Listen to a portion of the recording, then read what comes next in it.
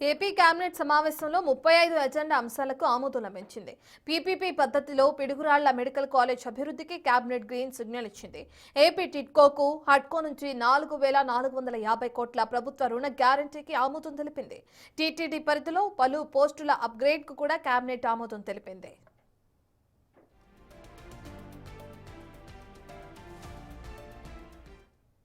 Arjuna award గ్రహీత జ్యోతికి విశాఖలో 500 చదరపు గజాల స్థలం ఇచ్చేందుకు నిర్ణయించింది. గ్రూప్ 1 ఉద్యోగం ఇచ్చేందుకు కేబినెట్ ఆమోదం తెలిపింది. ఇక టీటీడీ నెయ్యి కల్తీకి సంబంధించిన సిట్ నివేదికపై కేబినెట్ లో చర్చ జరిగింది. సిట్ నివేదికపై వైసీపీ నేతల దుష్ప్రచారంపై ప్రధానంగా చర్చ జరిగింది.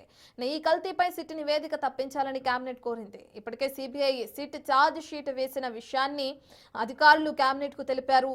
వైసీపీ నేతలు చేస్తున్న దుష్ప్రచారంపై ప్రజలు అప్రమత్తంగా ఉండాలంటున్న మంత్రి పాత సారథితో మా ప్రతినిధి రాజేష్.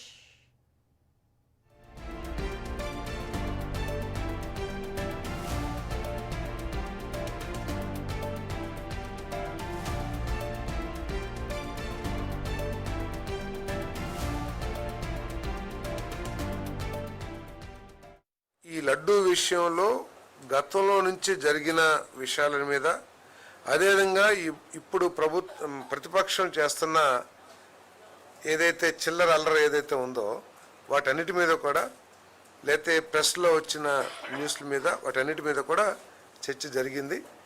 ఇంకా మాకు రిపోర్ట్ రావాల్సిన అవసరం ఉంది. ఫైనల్ రిపోర్ట్ అఫీషియల్గా ప్రభుత్వంకి వచ్చిన తర్వాత దాంట్లో ఏమేమి ఫైండింగ్స్ ఉన్నాయి, వాళ్ళ డెలిబరేషన్స్ ఏంటి, లేకపోతే ఏం కంక్లూజన్స్ ఇచ్చారు అని తెలుసుకున్న తర్వాత దాని మీద స్పష్టంగా మాట్లాడటం జరుగుతుంది.